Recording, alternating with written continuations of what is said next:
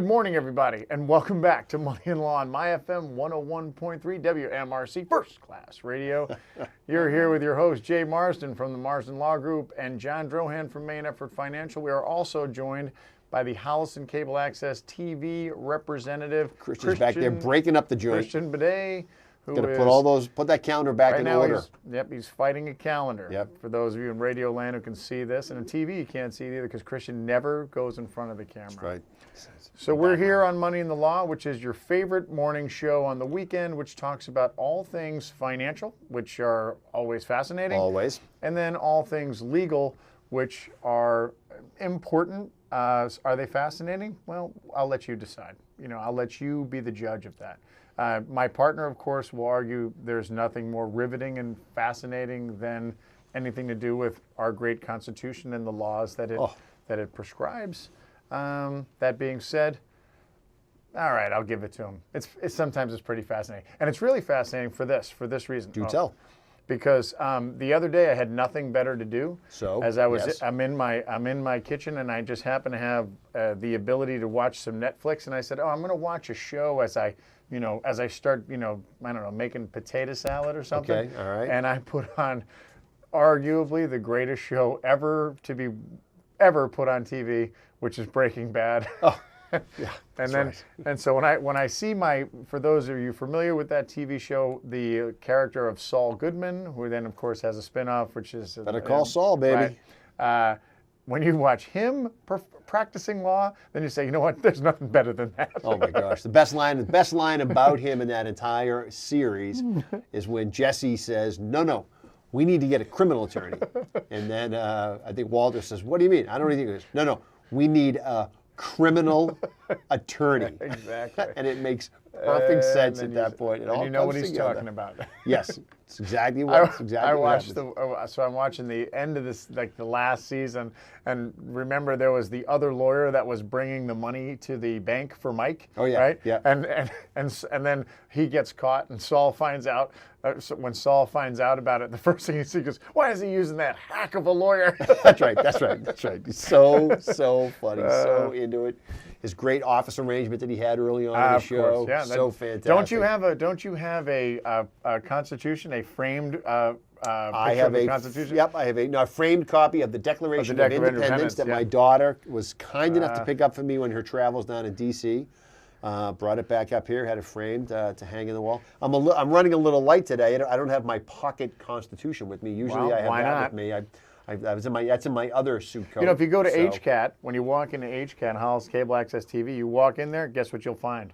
They have one right there on the coffee table there. The kids do find it interesting. They're a little gun shy on the morning of July 4th because they know at some point during the morning, as I'm having my morning constitutional coffee and all that good stuff, there will be an out loud reading of the Declaration of Independence. And why not? The kids seem to find that amusing, let's say, we'll call it that. So so that's I always try to get them to kind of come in and step in and take over some parts of it, but they're less willing participants than I'd like them to be, but they don't really stand for the formal reading of the Declaration. I was going to say, I think they're worried because I'm in my tri what do they call the tricorn hat? The tricorner hat, my tricorner hat, and I got my revolutionary hat. My buckles on my shoes, and I got my breeches on. Yep. So big they're belt. Yep, that's right. Yeah. You get your knickers on. It's a little warm on the beach, but I'm going to tell you that it definitely turns some heads. Well, a powdered wig on the beach usually, it can go either way. That's right. Yeah. That's right. You could depending on when you get there, you could either be embraced or mocked. It can protect you from the sun. Yep. Yeah. I'll tell you what, the other thing too is it's not a great outfit for spike ball. That can be a challenge. Less of an issue. Maybe I'll take the shoes off for cornhole. It's definitely not a volleyball focused. A lot of outfit. people don't realize that Ben Franklin was actually a very good spike ball player. I think that's one of the things that he in Poor Richard's Almanac he mentions it at length. Yeah. The importance of spike ball to the founding fathers. Yeah. Yep. Hancock, also a well-known. Sam Adams, aggressive spike ball player. I don't think they used a ball back then, though. I think they used musket, spiked musket. It didn't go over as well. Cannonball. It was, right. Yeah, that's right. It was a little bit of a struggle. It didn't have the same. It was a little bit of a different play than you see now, where they were using a cannonball as opposed to the actual spike ball. And I think they went through a lot of ropes and a lot of netting back then. I think that Well, was, it was the wasn't. It challenge. wasn't as fast a game. That's You right. didn't get the It's a height much of slower that, right? game. Much slower game. That's right. That's right. I see John Adams, probably a real cornhole guy. Maybe him and John Quincy. totally It's one of those. You're always kind of matching up with your old man. Like, yeah, absolutely. I'll take this action Let's right go. here. We'll take you guys. That's yeah. right. That's right. How many? Yep. How many shillings are we betting on this? Yeah. So if anybody's listening, if you have some ideas as to who you think of the founding fathers would be a better spike baller versus cornhole versus volleyball, which volleyball is a lot of work, so that's too much more. Maybe we'll throw horseshoes in there. Maybe bocce, right? Who would be a good bocce player? They couldn't use horseshoes back then. Because Columbus probably a great bocce player, but that's obviously pre-founding father days. But that's a long time he ago. Yeah. probably knew his way around the bocce court for all the obvious reasons. So that's a big deal. For all the obvious. So for those of you who actually have not turned the radio off yet or have not walked away from the TV, this has absolutely nothing to do with anything that's worth talking about right now. Nothing to do with anything.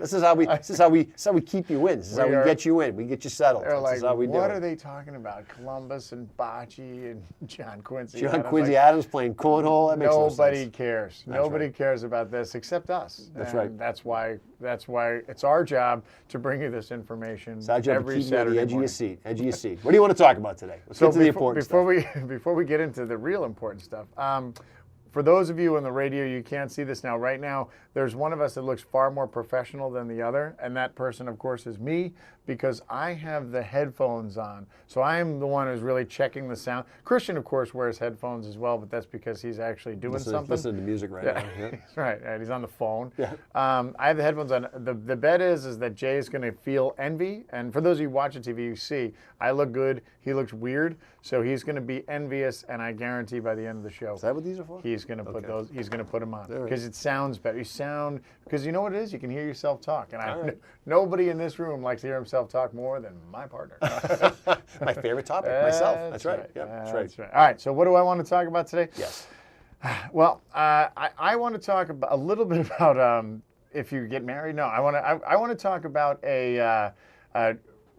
what some IRA rollovers. And I want to talk about and Near and dear to my heart. and I want to talk about why you do them. So I want to get into some of the because we've talked about these before on the show, but I want to talk about some of the reasons, because I always get this question of like, well, why would I roll it over? And I'm going to talk. Why would I roll my 401k over into an IRA? Why wouldn't I roll my 401k over into an IRA? And we're going to talk about kind of there's some pluses and minuses about doing both and some of the options. We're not going to say, one way or the other, because every case, as we all know, every situation is probably a little bit different. Sure. So because we'll have to tailor everything to each individual client, but we'll kind of give some generalizations as to, okay, well, why would I do this, and what's the benefit of it, what are the drawbacks as well, because there's always going to be some give and take if you're going to roll over one of your retirement accounts into what is known as an IRA rollover. And we're going to talk about exactly what that is, because a lot of people don't understand the nuances of it. And this is fascinating radio and television, so buckle up. All right, so we're going to come back after the break. We're going to talk about I'm rollovers. coming back after. You're coming Talk back. about rollovers, and I'm looking forward to it. That's exciting stuff. It's exciting stuff. All right. By the way, darts. Who do you think? Send us an email. Let us know who you think would be a good dart player out of the founding fathers. Of the, like, nobody. We'll be right back. All right. You're back. Money in the Law, My FM 101.3. Jay Marsden with the Marsden Law Group. John Drohan, Mainnet for Financial. Christian Manning, the con. We're sitting here talking all things money, all things law. And we've added a third leg of the stool today, all things founding fathers, and how you feel and who you think would be the best at beach sports and or bar sports. So the first question is, well, I know the answer to the second question. The first question is, do you think the founding fathers ever went to the beach? Like, you think those guys ever packed it up and let's go? We're going to the beach today. We're not doing it. We're putting everything away, and we're going to go to the beach. Well, I think they probably did, because back then we had more beach. A lot of beach, right? Yeah, a lot. So there are lots of opportunity to go to the beach. It wasn't like now, like you get to jump on the blue line, take the blue line at the Revere Beach. Now it's a little different. And the beaches were a little cleaner probably back then. Maybe, a little bit. maybe right? that's true. Maybe parking might have been easier. Parking might have been a lot easier, right? Parking, no problem. Yep, Yeah. yep, that's true. Yep. So my second question was, do you think the Founding Fathers ever went to the bar? You mentioned beach and bar. Did they ever went to the bar? And that is a come on, 100. Is that a trick question? That's what this country is founded on. What are you talking about? I should say the bar. They went to the tavern, right? That's right. where That's they right. went, The pub, maybe the tavern. That's right. Well, the tavern. the tavern is the kind of the American version of the pub. English pub. Yeah. I always think America as I always want to go to a tavern in America, a pub if you go, Sure. to the Back British to the home side. country. Sure. Yep. Right. Yep. So yeah, did they? Yep. What's that? Look at that. There's something up with the lighting. That's the Founding Fathers looking down on us, right. saying, yes, we did go to a tavern. And then do you think they played tavern games? I think they probably did. Yep. So your question in the break was, who do you think was the best dart player? Yes. Dart player. And I my guess, my knee-jerk reaction is Sam Adams. I can see that. And the only reason is because I feel like Sam Adams probably spent the most time in the tavern, like far for all more. Yep. For the right reasons. Yeah. Right. And social. He's now exonerated for it, right? He's put on there's a statue of him outside of Faneuil Hall, and whenever you go there, you kneel and pray at it. You genuflect. So that you know the story, right? The story of, and this is the historical fact that Sam Adams, probably was the guy who started the American Revolution. Yes, he was the guy chirping in John Parker's ear the night that the night the British were coming. Yep. And he was saying, hey, you guys just going to sit in here and do nothing? Let those guys walk up on the green? Are you going to do that? Are you going to do that? And opportunity. And John Parker, who traditionally was a guerrilla warfighter. Those guys, no one went toe to toe with the British. It's the British Army, right? The baddest army in the world, right? Yep. And they're like, but Sam Adams got a couple of, so he goes, hey, try this. It's, I don't know what I'm going to call it. Maybe I'll name it after a town. Maybe it's a kind of a lager. I don't know. Maybe a Boston lager. Hey, you know what? Hey, guys, they get a couple of drinks in you. Like your buddies now, like nothing has changed, right? You're in a bar, some guy buys you a couple of pints, and all of a sudden you can solve every problem in the world, and you can win anything, right? Wrestle an alligator, wrestle a bear. I can beat you. I can throw a fastball 85 miles an hour, right? I can do all these things. Why? Grand bar schemes, as Scott Kirby would call them. Grand bar schemes. Why? Because Sam Adams said I could. Yep, that's right. And then of course John Parker and his regulars went toe to toe with the British. There was the shot heard round actually there was the first shot. The shot heard round the world was later on was in Concord, but on Lexington Green, the first shot, they don't know who shot. No one knows who fired the first shot. Yep. They retreat back to Concord. Shot heard around the world. Game on. Chase the British back, and here we are. Here we are. Here we are talking IRA rollovers. Talking IRA, yeah. Chill in your spine there. It makes me. It does. You know what? Now I wish we were doing this show from Faneuil Hall. All right, roll it up. We can do that. Okay. So here we go. So we're talking about IRA rollover. So first of all, what is an IRA rollover? So an IRA rollover is an account. It's a type of account. It's an IRA stands, of course, for individual retirement account. And a rollover means that you're taking a sum of or an amount of an account of money from a different retirement account and moving it into this IRA. So you can do an IRA rollover from an employer-sponsored plan. So yeah, this is triggered by you either leaving the company or retiring. Is usually what happens, right? So when we talk about employer-sponsored plans, those are 401ks, 403bs, 457s, Sure. some maybe a profit-sharing plan, which is a kind of a form of a 401k, but it's an employer-sponsored plan. And what you can do is you can take that money and you can take it out of that employer-sponsored plan if you're leaving the company, right? Yep. And that's the trigger, is that if I'm retiring, if I'm once I'm done work, or if I leave, quit, separate service, call it what you want. Yeah, I get fired. I then have the authorization to move that money into an IRA rollover. So the IRA rollover is, that's sponsored by whatever company or whatever brokerage firm or whatever you bank. Move it. They can then invest that account into what their investment options are. So in the case of the 401k, which is primarily that's the primary thing where things get rolled over from, most 401ks have a menu of options of what you can invest in. Yeah, the company has worked with a firm to say, look, we want to make sure that our employees have some place to put their retirement savings, and they'll work with a Fidelity or a T. Rowe Price or a Vanguard to come up with a suite of fund options, right? That cover the gamut, right? There's going to be really conservative ones, there's going to be really aggressive ones, but it's a finite world, right? Yeah. They're going to say these are the 10, 15, pick a number, fund options that we offer. And by law, they have to. That menu that they offer you has to cover a certain, has to cover all, has to check all the blocks, Yeah. all the boxes of investment. It's got to be all options. the baskets that you're going to put your eggs in. Exactly. Yep, that's exactly. right. So some 401ks have virtually an unlimited amount of investment options. Some of them have a much smaller amount of investment options. But for the most part, usually you'll get a menu. You'll get a menu of anywhere from 30, usually 20 to maybe 50 investment options, and that's what you're limited to. And most of the time, those are mutual funds, right? That's what you're going to find For the most part. the most part in a 401k. Now, there are plenty of 401ks that have different options that allow you to own individual securities, company stock, things of that nature. But we'll stick with the basics right now. Let's say that your 401k has mutual funds. So when you have a 401k and you have your money's in mutual funds and you want to move it to an IRA rollover, right? So why would I do that? Well, first of all, do I have to do it? Because most of the time you don't have to, right? No, you can leave it behind in your old 401k if Yeah. you want, even though you're no longer a participant in that company's plan. You can move it. You So can leave it. Excuse me. what's the upside or the downside of why I might do that? The way we explain it is the upside to moving it is you are opening up to basically a limitless, if you will, supply of options as to how you could then manage your money. That's Now, right. Whether they're better or worse, that's a different animal. That's a different discussion. That's a different conversation.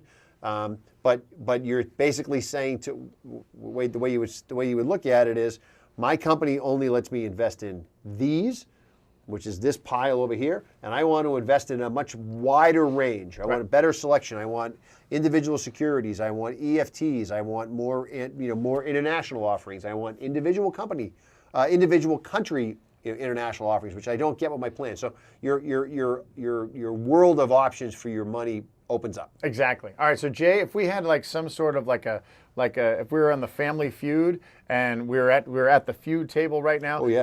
Jay came up with that answer. He rung in first and then said, "Survey says," bing bing. That was the number one. Number answer. one. All right, Top 10 answers to the board. Right. So a reason why I might move my money from an employer-sponsored plan into an IRA rollover is because I have increased my investment options. I can now, just as Jay described, I can invest in virtually anything or anywhere that I want, depending upon where I roll it to as well. Yep, right. that's right. So if I'm rolling from a 401k to a mutual fund company, right? So to an investment company such as, like you mentioned a couple, Fidelity, T. Rowe Price, American funds. Sometimes, depending upon kind of what you're being offered, you may be just moving it from one group of mutual funds to another group of mutual funds. And we've seen this before, particularly on the retail side of the house, right? So if I work for a broker dealer, and let's say I really love American funds, I may say, hey, you want to roll that 401k out of that, roll into this IRA rollover, but all I'm going to put them in is in American funds. I'm not knocking American funds. It's a Big complex. $1 billion. They know what they're doing, right? Yep. Right. But as far as unlimited investment options, that you may not be afforded that. Now, another reason you might move it is you might have a relationship. This guy's on a roll. Like, look at him go. Well, you might have a relationship with, say, Main Effort Financial. Oh. And you say to yourself, look, I've already got some money with my advisor at Main Effort, and I want to expand my relationship, if you will. And they've given me great advice in the past, and I really enjoy working with them, and I want them to be able to better sort of be able to manage the whole picture. So I want to do some asset consolidation. I don't want to have an old 401k hanging around. I want to put everything in the same place so I see it all at the same time and I can coordinate it into whatever I'm planning for. So now we're still playing Family Feud, right? So let's say I'm Jay's younger brother, much younger brother, and I'm the next one. And they said, all right, so, Richard, well, I use Richard Dawson, but now it's Steve Harvey, right? Yep. So Steve Harvey comes up and he says, all right, why would you roll over IRA 401k? And I'll say, because, and I'm thinking it through and I'm like, because and I'm down the thing yelling. Am I yelling that answer? No, you can't yell it. You All can't. right. No, it's like you have to come up with your own. Or Okay. no, Yeah, no, that's yell. right. They I can yell. You just got to take what you want. Yeah, I can yell it. Yeah. And it's because consolidate my assets. Bing, bing, bing. Yep. Survey said, 18. Consolidate. A great answer, right? So you may want to, and this is a legitimate thing. Now, granted, when is this going to carry the day? Just when someone says, hey, listen, you really want to move this over just because you want to consolidate your assets? No, that's not the only reason why you'll do it. But it could be an additional reason as to why you do it. Because in the perfect world, in any world, you want to invest your money in the best possible place for you. That's your. And you know what? And it might carry the day. I mean, somebody might say, look, you may have been on the outside. As your advisor, for example, might have been. Your advisor may have said to you, look, we're managing some money for you, and we're managing your money this way. We know that you're kind of boxed in a little bit as to what your investment options are going to be in your retirement account. We'll look at what you have. We'll make some investment recommendations on that piece of it. But those aren't necessarily our A choices. That doesn't mean they're B choices. Nope. But we don't, this is what we would love to do, but we can't offer you that. So this is what we're going to use, given the suite of fund solutions that you've been given. We're going to pick these out of those. But if we had our druthers, right, king for a day, this is really what we'd like to do with it. And this is as a client, this is your king for a day opportunity to say, you know what, I really want to step up and have these guys really plug this in for me. Right. So there you go. So great. So that second answer of and I also am getting the benefit of kind of seeing everything in one place. Now, there's ways to do that now. There's ways to kind of aggregate all of your accounts, but having them all being managed by the same person or advised by the same person does have its advantages, because in our practice, one of the things we do is we synchronize. So we make sure that so if somebody has investments, we look at their whole investment picture, and we make sure that we're not, okay, if we're managing it all, we can say, look, you have an inordinate amount of large cap value stocks, like probably too much. So we may say, look, we think you're too heavy in this particular sector. So we'll make sure that we synchronize. Or you may own something that their largest holding, we'll say, is Pitney Bowes or Apple or something like that, and you may have some individual Apple stock in another account. It could allow for better coordination. Yeah, and synchronous. So there you go. So now we have two reasons. Okay, so if I've kind of made the decision. I'm in the process of making the decision. So I have more investment options. I'm gonna consolidate all my accounts in one place. What might be a third option? Well, it could affect your fee structure. Okay, so now this is Jay's sister. Fee structure. Yeah, fee structure. That's how it goes in the show, right? Yeah, Jay's mom, right? Fee structure. All right. Survey says, bing, fee structure. Now, this is our fiduciary responsibility here, right? So as fiduciaries, I'm going to tell you, there are some 401k plans that the fees are going to be less than the fees that you're going to pay in your IRA rollover. That is a. Because it's a different service, it's a different offering. Well, I'm going to get to that. I'm going to explain why. All right. But if you're basing it strictly on fees, and you say, okay, well, look, I just want to pay a lower fee. Yep. Then your fiduciary advisor is going to say, hey, brother, look, that right there in that 401k, even though you only have 30 options to choose from, right, that cost is going to cost you 50 basis points. If you come over here, it's going to cost you 100 basis points. It's going to cost you twice as much, right? 0.5%, 1%. So guess what? You're not saving any money in fees. In fact, you're losing money in fees. Correct. If you move it over to the IRA rollover. So this is part of the what's a reason why I might not do an IRA rollover. It's because if I'm super concerned or I'm really concerned about fees, then your 401k may be a lower option. And this is something that's really important, and it's huge in the 401k market today, and probably in the last with this whole kind of evolution of ERISA being more involved in these employer-sponsored plans, is the full transparency and disclosure of what the costs are inside this 401k. Well, and the cost may be lower because it's a different service model. That's one of the reasons. I'm getting to that. I'm getting to the. Well, it's only an hour-long show. But what I'm saying is that. But I'm saying you need to know what your fees are, because you may say, your 401k, representative, the person who's in charge of the 401k at your company, they may say, oh yeah, your fee is only 25 basis points. Right. And you'll be like, oh, that's awesome. It's only 25 basis points. Very affordable, right? But does that include the underlying cost of the funds?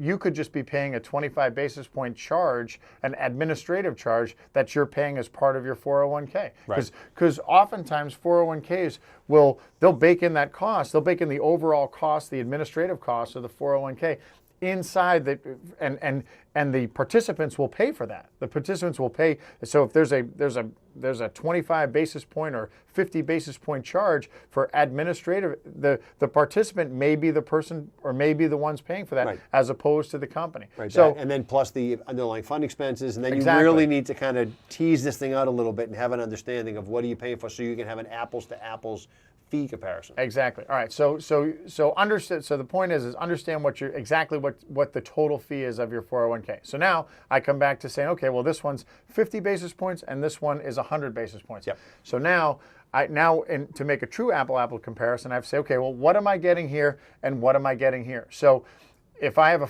so this is another potential reason of why I'm going to move it over, because in my 401k, like Jay had mentioned before, we can advise on that. We could say, okay, well, if I were you, I would do this percentage based on here's your options. However, in the case of a 401k, in the 401k or the IRA rollover, if you're moving it over to an account like say at Solaris Advisors, it's Solaris Hill. Thanks. Solaris Hill. Right on. You're the best. Good plug. Yep, At super. Solaris. Yeah, I don't know why I was stuck on Solaris, right? Don't worry about it. Solaris Hill. It's in Key West. My Solaris Hill Advisors. My expectations are low. So, or Main Effort or any brokerage house where they're going to actively manage it, where you're going to have an actively managed account. Then now you're paying for something that's actively managed as opposed to something that is passively managed. Right. Very passive. It all falls on you. That's right. So this could be a reason of why you may pay a higher fee. And then the other reasons that we mentioned before, because now I have the ability I have the option to invest in virtually anything that I want, or anything, anything. A little more research goes into it, because now I got to choose from 50,000 funds as opposed to 20 funds, and so there's more work to go into. Sure. And there's the consolidation of all my accounts, which as we said, there's a value to that as well. So could that potentially be worth paying a slightly higher fee or potentially higher fee? Absolutely.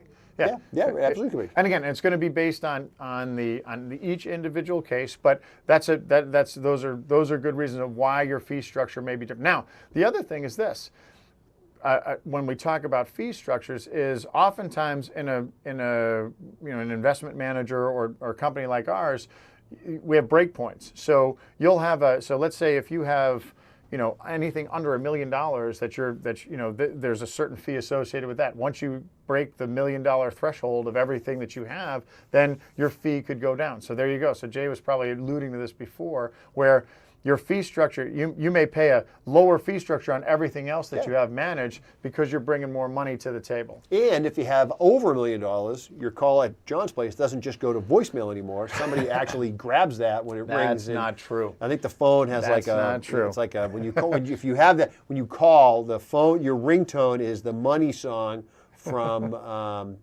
Pink Floyd. That's what happens. Like the cash register rings, and they grab it. They know to grab it. That's how they do it. All right, let's take a quick break. We'll come back. We'll talk about reasons why not. We can talk about the not side. Yeah, potentially why not. We'll talk about the not side of that when we get back after the break. We'll be right back. We'll be right back on My FM 101.3, Money and the Law. Jay Marsden, John Drohan, and the Holliston Cable Access TV. Don't go anywhere. We will be right back. And you're back. Money and the Law, My FM 101.3. Jay Marsden with the Marsden Law Group. John Drohan, Main Effort Financial, Christian at the helm, steering us through these choppy waters as we discuss the exciting world of when or why you would or why you would not roll your IRA rollover out of your 401k into the very capable hands of Main Effort Financial, who would cradle that like a baby and walk that right upstairs like a newborn infant. Puppy. That's right, like a newborn infant. They pet it. If it was a puppy, they'd be petting it, and everybody like, who doesn't love a puppy? And John would say, who doesn't love a fresh rollover IRA at his firm? It's the same. It creates the same amount of excitement. It brings people to tears over there. The same amount of love. It's an emotional cauldron. Cigars come out. That's right. Congratulations. Who wants some scotch? This is fantastic. A lot of videotaping. That's how they treat it. A lot of they take pictures of it. They put them up. They put them in the Christmas card. We hear champagne popping, right? It's unbelievable. It's unbelievable. There's an announcement, birth announcement. There's not that. There's no announcement. No announce all your information. No, That's private. That's private. That's private. That's a private. That's a joke. That's a joke. That's a joke. All the other stuff is real. That part's a joke. That part's a joke. Yeah, the champagne especially. That's right. That's right. That's right. So we're talking before the break about why you would roll over your 401k. As we talked about it, you mentioned you have more fund options. You have a different potential pricing schedule. What are some of the reasons you wouldn't move it over? Before I go to wooden, I have one more wood. Oh, what? Yeah, I have one more. Add up the woods. I just want to. All right. Okay, so another reason why I would consider rolling up my money over into a 401k or from a 401k to an IRA rollover is because remember when it's with that when you leave your money at your old company, the old company, they still have connection to it. Now it's not like they can take your money. It's not like they can use your money. It's not there's no. It's not like your money's in danger. It's primarily really the inconvenience of oftentimes you may have to go through the human resources department. You may still have to keep contact with the company where your old 401k is. You don't have the same rights that you have as when you're an active employee. It's not like you can take a loan off of your 401k or anything like that. Well, that's actually a big one. Let's focus on that for a second. I mean, once you walk out the door, money that you might leave at your previous 401k, you cannot do that anymore. Yeah. Right? So if you think, oh well, I'm going to leave it, and that's I only highlight this because this is one of those Google investment advisor ideas that somebody just comes up with and says, I heard this, right? So you're going to leave it in your 401k because you could take a loan from it. Once you walk out the door, you sever ties with the firm. You're no longer a participant. That door closes. Right. And so it's important to keep that in mind because that's one of those items that people sort of stumble over and say, no, I talked to a guy who knows a guy who heard these two guys on the radio two guys from who Holliston. said you could do that. Yeah, Not two true. Holliston I'm sorry, guys. go ahead. Yep. Guys from Holliston, they said they know. Yep. And they do. They kind of know. Well, they do. All right, so that's another. So and there could be the reason of that you just may not like the. Let's say you got let go by the company. You hate everybody there. So you don't want to. You want to kind of sever all ties with them for whatever reason. That's a reason to move it to roll it out of there because you have no more connection to them. Clean start, fresh start. They have no more fresh connection. Start. With That you. awkward walk from your desk to the front door with your boxes and all your workmates. Kind of like watching you do the perp walk. Yeah, you might not feel you might not be loving Charlie it. Sheehan in Wall Street rolled his 401k. Yep. That's right. Over, yeah. He didn't want to keep it at the firm. He rolled it out. Yep. That's right. Of course, they rolled it out, and then he had to pay all those probably millions of dollars of legal fines. Jordan Belfort, he didn't keep it. He moved it out. He rolled it out. Stratton Oakmont, he moved it out. The Wolf of Wall moved Street. his out. Yeah. Wolfie moved his. That's right. For all the right reasons. Yep. That's right.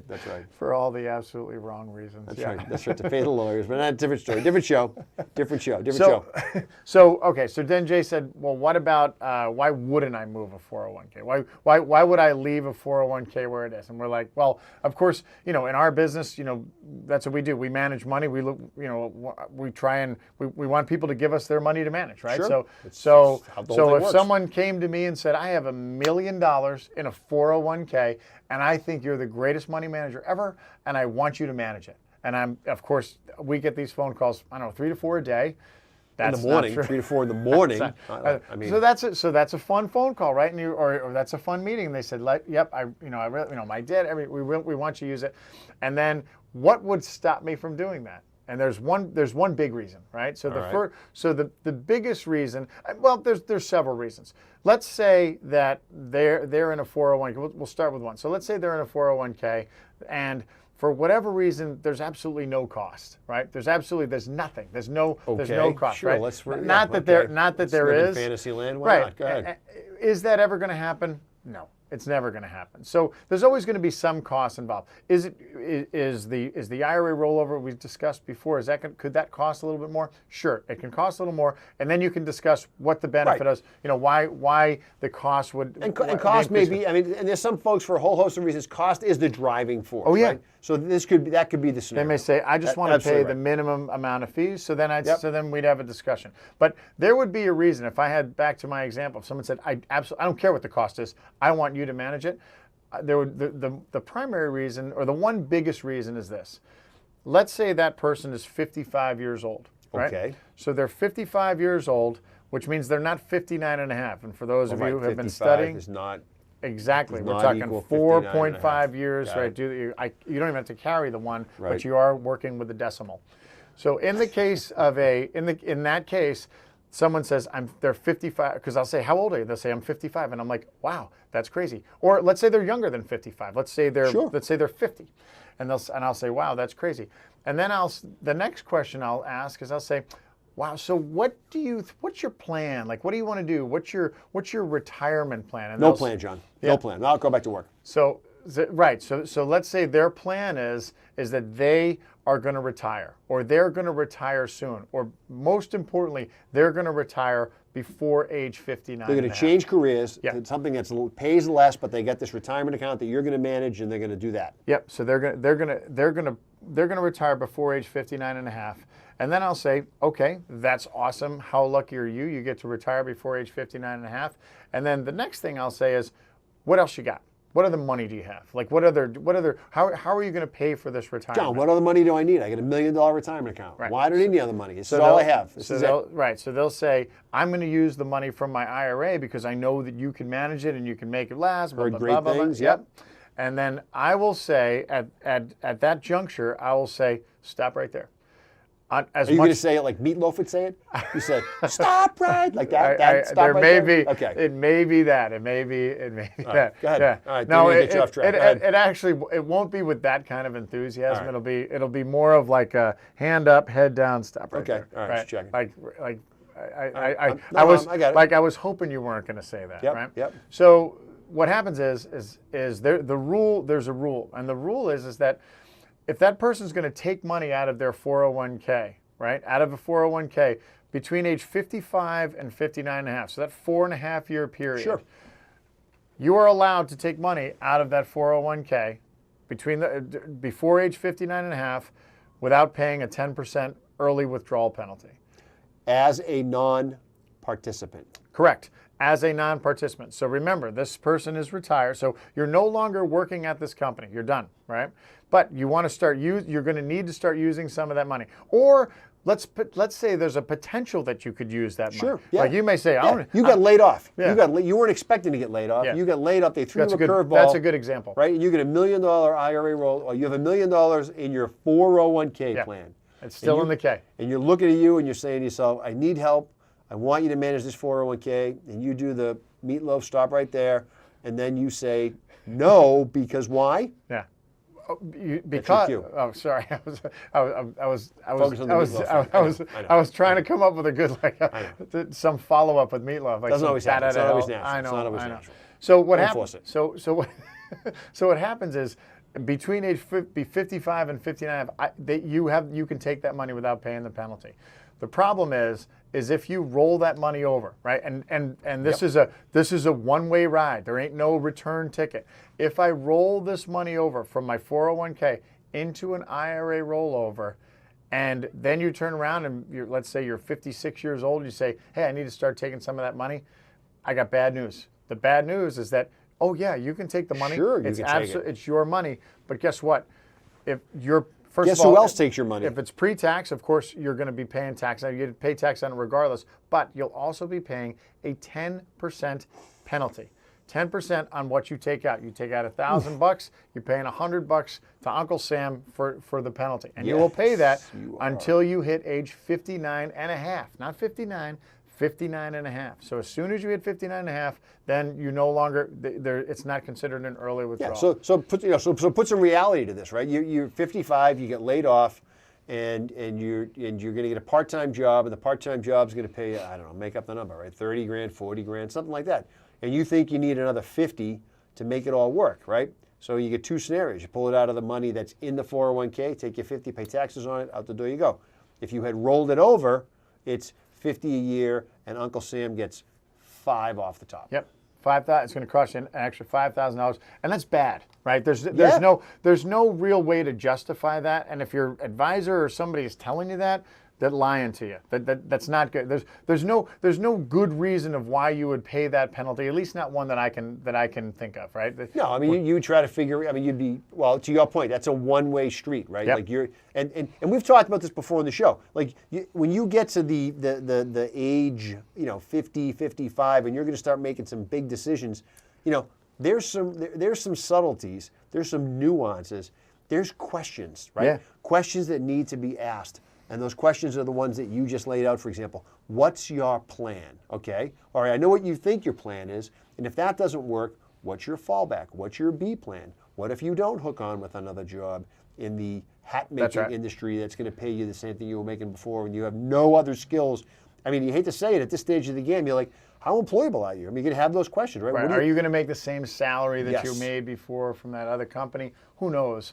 But those are, but again, part of the whole, your financial planning, your estate planning is you want to be able to react to contingencies. You got to be able to react to the things that you can predict, or the potential things that you can predict, and the things that you don't see coming, right? Well, you want to be able to pick up the phone and call somebody and say, all right, this is what I'm thinking about. Right? What do I do? Yeah. What's my game plan here? Right? And then hopefully you do have those people that you can call and say, hey, let's figure it out. Right? So what's the answer? So what's the end of this story? So the person who says, I really want you to manage the money, and I'll say, I give them, you can't do it. We can't do it right now.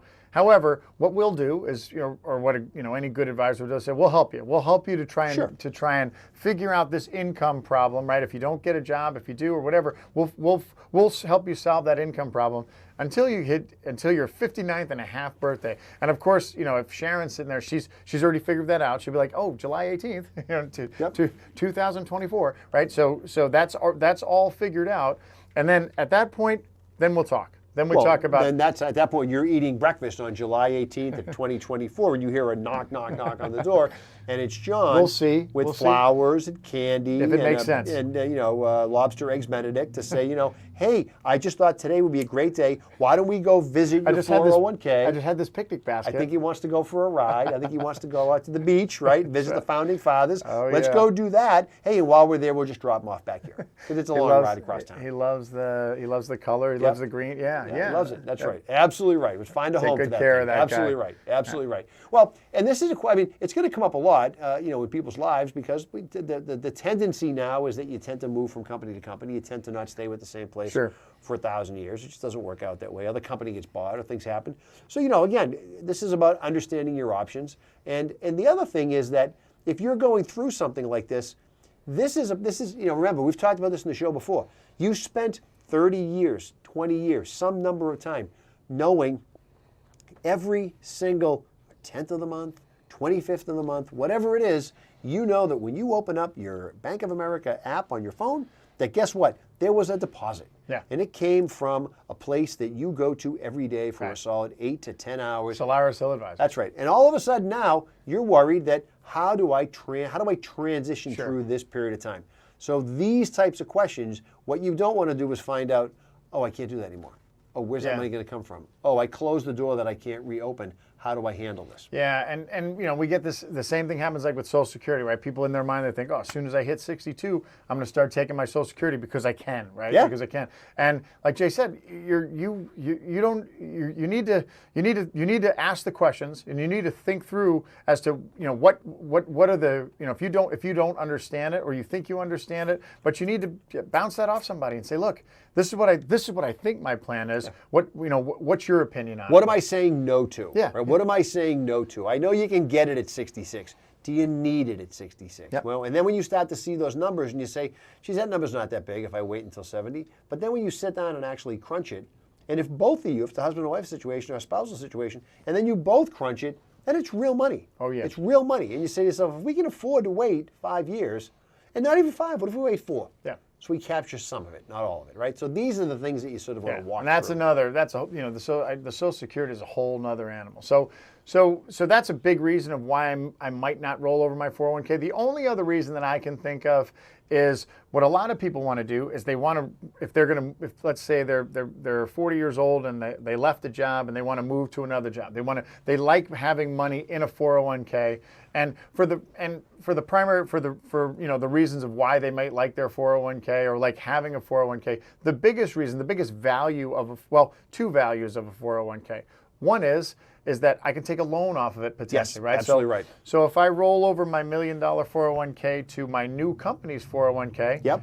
then, depending upon the way the plan's written, and again, each plan will have some different nuances, but depending upon when the plan's written, when the loan would be available, do I have to work there for a certain period of time, blah, blah, blah, those kind of things. Then once I meet those criteria, then I could potentially take a loan off my 401k if I need it. And again, this is another reason why you talk to somebody, say, because Jay said, oh, great, right? What am I giving up? So if I roll it to an IRA rollover and I don't put it into a new 401k, I can't take a loan. So, but am I going to need to take a loan? Is there, because you may never. You at that point you might say, look, I could plenty of equity in my house. We don't flippantly take loans off of 401ks. Agreed. Right? Yep. Agreed. Yeah, and then the last thing is the whole idea of, it's an employer-sponsored plan? Is it protected from creditors? There's potential that a 401k could be protected from a creditor versus an individual retirement account. There's a lot of case law that says one thing or the other. But some people like it. Some people for what you mentioned earlier. Some people like the 401k because they like the way it fits, right? It's not overwhelming. I have a finite window of funds to choose from. I'm not going to get inundated and bombarded, and I'm not getting into a world that I don't understand. This is safe. I understand it. Yeah. It's I'm worked in my for me. target date fund. That's right. That's right. And I like all this, and all these pieces work together really well, and it's not complicated, and there's not a lot of moving parts, and that's how I want it. Yeah. And that makes perfect sense. It's all a comfort level. What do you want? It's understandable. All right, so there you go. We laid That's it it. out. We've laid it out as clean and as clear as humanly possible. Absolutely right. Yeah. For a guy who's a lawyer, you actually have the ability to participate in these things. We speak this language a little bit. But you also let us not forget that you've had some training. Yeah, you had some training in this area. You spent a little time in this area, but which in that small little green mutual fund company. Worked at a small firm in town. That's right. That small firm in town, and they didn't deal in IRA rollovers, right? We didn't see a lot of it. We didn't see a lot of it. Wasn't their wheelhouse. No, they didn't like that. They didn't like that. No. Yeah, they're not too big. They're not part of the they're not big in retirement. Yeah, they're not big in retirement. No, they don't focus a lot on retirement. They focus on other things. Just kidding, Ned and Abby. Just kidding. Yeah, they Just do. joking. Yeah, they do. Just All joking. right. Have us to an event, by the way. Ned, Abby, have us to an event. Why not? Why wouldn't why, we, huh? why wouldn't you want to have us come in? It's a no-brainer. Do it on TV, answer some questions, right? Yep. All right, so that's going to wrap it up for today. I hope you learned something about IRA rollovers and learned something about that, the two guys that do this show are actually really, really funny. And learned about which founding fathers were the best at important games like darts and horseshoes, spike cannonball. Spike cannonball. Yep, good right. stuff. It's good stuff. The cannonball toss, That's right? That's right. Yep, spike cannonball. The dynamite-infused cannonball toss. So much when you're fun. on the beach. Right on Lexington Green. All right. thing. We'll see everybody next week. I'm John Drohan from Maine Everett Financial, joined by Jay Marsden from the Marsden Law Group and Solaris Hill Financial. We'll see everybody next week. Still get the name wrong. I got it, Buzz. Pretty We'll work on close. it. I'll work on it. We'll see you next week. Have a great week, everybody.